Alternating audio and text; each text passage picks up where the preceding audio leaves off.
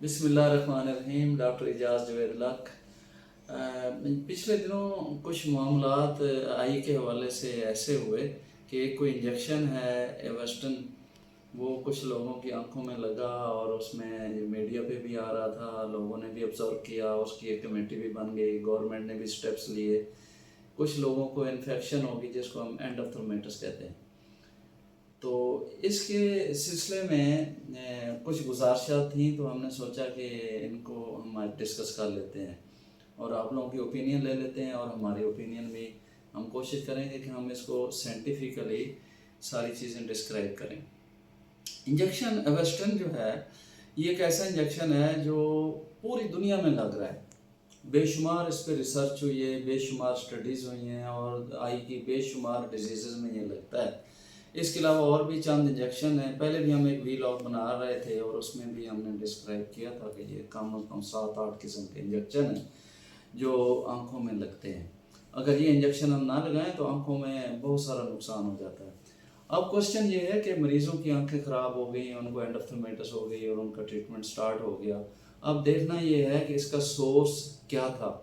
इसमें एवेस्टन को ये कहना कि एवेस्टन की वजह से, जैसे मीडिया में आ रहा है एवेस्टन की वजह से ये आंखें ख़राब हो गई, तो ये मैं समझता हूँ कि ये ठीक नहीं। और फिर नेक्स्ट स्टेप कि डॉक्टर इसमें बेशुमार कमा रहे हैं, इस पे भी मेरा राय इसके अगेंस्ट है।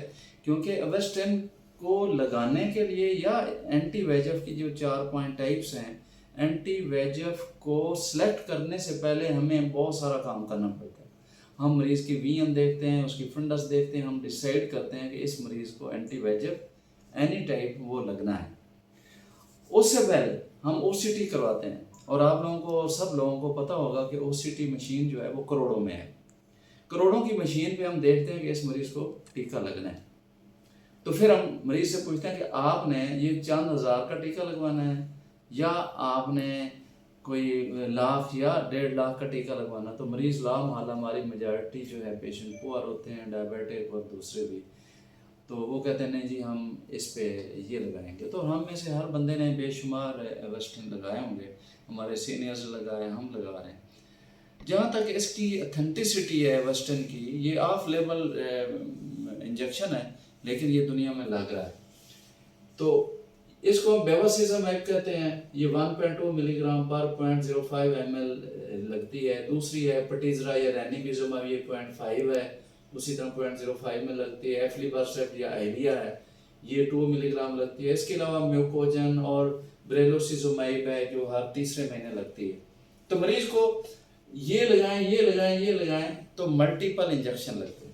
एक बात तो ये कि अगर हम ये लगाते हैं और पेशेंट को फर्स्ट करें, दोनों आइज में प्रॉब्लम है, उसको 5-6 इंजेक्शन लग जाएंगे, तो मरीज ये 50-60,000 में उसका ट्रीटमेंट हो जाएगा।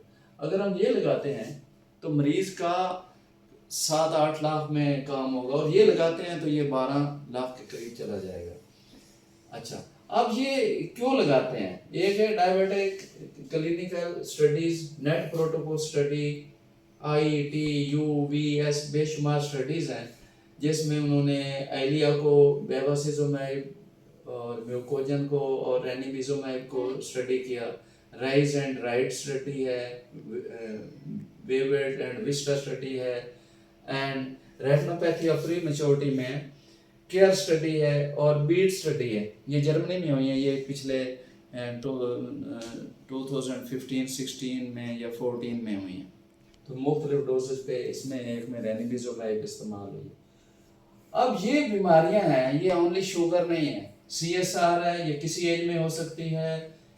अब अगली बात यह है कि कैटरेक्ट सर्जरी आपने करनी है। अगर आपको महसूस हुआ है कि इसके पर्दे में शुगर की तब्दीलियां हैं तो उसमें भी टीका लगाना है। आप मुझे बताएं कि आपने फेको करनी है, फेको के हम चार्जेस लेंस लगा के 30-35-40-50 का डिपेंड करता है कि आपने कौन सा लेंस इस्तेमाल किया है। आप सर्जरी प्लान कर रहे हैं, उससे पहले भी आपको इंट्राविट्रियल एंटी वेजेफ लगाना है।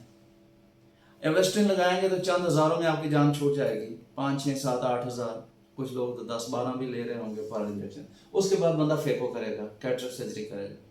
अगर कैटरेक्ट सर्जरी करनी इन दिनों में ही आ गई है, फर्ज करें गवर्नमेंट डिसाइड कर रही है, अल्लाह करे जल्दी हो जाए डिसीजन, तो उसमें भी अगर किसी ने कैटरेक्ट सर्जरी करवानी है और उसको शुगर की तब्दीलियां हैं तो इंटरनेशनली है कि NPDR है, ये कुछ है, तो उसको शुगर की उसको पहले इंजेक्शन लगाना पड़ेगा, फिर वो कैटरेक्ट की सर्जरी होगी। इसी तरह किसी को ट्रैक्शन हो गई है शुगर की वजह से कि उसमें उसके पर्दे में खींचे पड़ गई हैं और पर्दे में और नूर के पानी में ब्लड आ गया, तो उसकी सर्जरी जिसको हम कहते हैं PPV वो करनी है। उससे पहले भी हमें इंट्राविट्रियल एंटीवेजिफ एवर्स्टिन या कोई और लगाना है, तो वो सर्जरी भी हमारी रुकी पड़ी है कि जब तक हम वो टीका नहीं लगाएंगे हम वो सर्जरी नहीं कर सकते।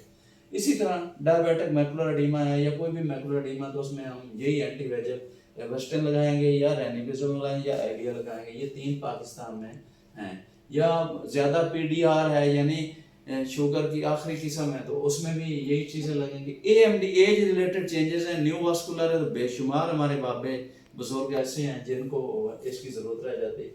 AMD के हवाले से ये स्टडीज़ हैं, एंकर स्टडी है, मरीना है, पायर 1 है, VU1 VU2 प्रोंटो स्टडी है एंड कैट स्टडी है CATT। और इसमें भी स्टडीज जो हैं ज़्यादातर इसी पे बेवासिज़ोमैब या एवर्स्टन पे हुई हैं। इसी तरह सेंटर वेन ओक्लूजन है या शरियान फट गई जिसको हम कहते हैं, उसकी ब्रांच है, वो विट्रियस हेमरेज है। रेटिनोब्लास्टोमा है, रेटिनोपैथी या प्री मैच्योरिटी है कि कुछ बच्चे प्री मैच्योर पैदा हुए हैं, तो उनमें भी हमें एवर्स्टन या रेनिविजुमेब चाहिए। जैसे मैंने बताया कि ये 2 स्टडीज हैं, इस पे भी हुई हैं। CNV या किसी वजह से मायोपिया में है, फर्ज करे बंदे को बड़ी ऐनक लग रही थी और उसमें CNV पैदा हो गई, या उसको कोई और इन्फेक्शन हुआ किसी बीमारी से, विट्रियस की बीमारी, रेटिना की बीमारी, उसमें CNV होगी डेवलप, तो CNV पैदा हो गई तो फिर उसमें भी लगना है, पोर्ट डिजीज में भी लगना, इन सब में ये लगना। लेकिन अगर हम इसमें कहते हैं कि एवर्स्टिन नहीं लगाना चाहिए, डेंजरस दवाई है, तो ये मेरे ख्याल में मीडिया में इसको ज़्यादा उछाला जा रहा है। ये डेंजरस नहीं है, ये एक माइनर सी अमाउंट लगती है, तो ये बेशुमार गरीबों के लिए सेफ है, क्योंकि शुगर से भी तो आंखें ज़ाय हो रही होती हैं। बाकी रहेगा इन्फेक्शन, तो किसी बीमारी से कोई सर्जरी भी नहीं की आपने, इन्फेक्शन हो सकता है। कैटरेक्ट सर्जरी की जिसको हम कहते हैं कि बड़ी आसान है, काले मोतिये की सर्जरी की, उसमें भी आंख ज़ाय हो सकती है।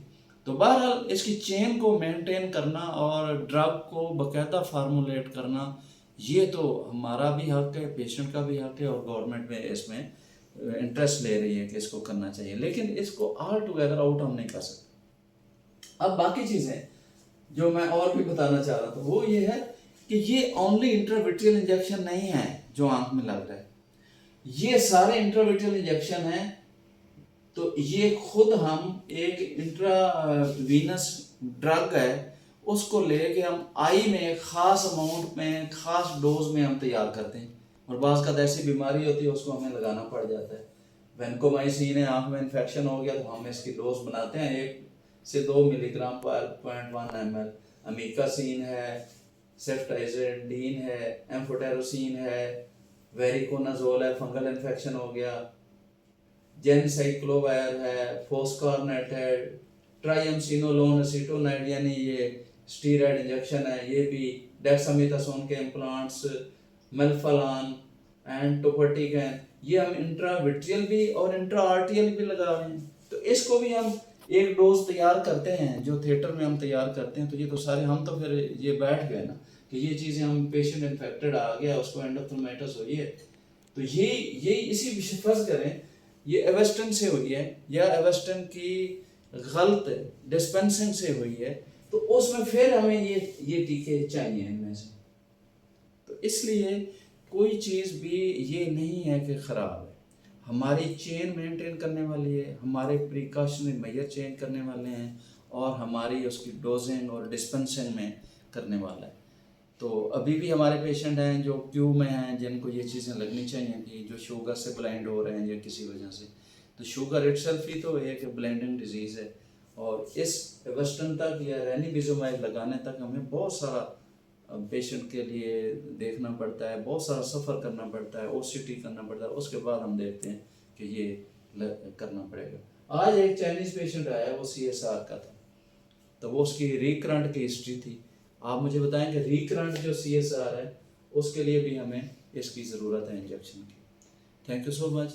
ये चंद चीज़ें हैं, हो सकता है कि इससे ज़्यादा लोगों को पता हो और इससे ज़्यादा डिस्कशन हो रही हो, तो ये हमारी गुजारिश भी उसमें शामिल हो जाएं तो शायद ज़्यादा फ़ायदा हो जाए।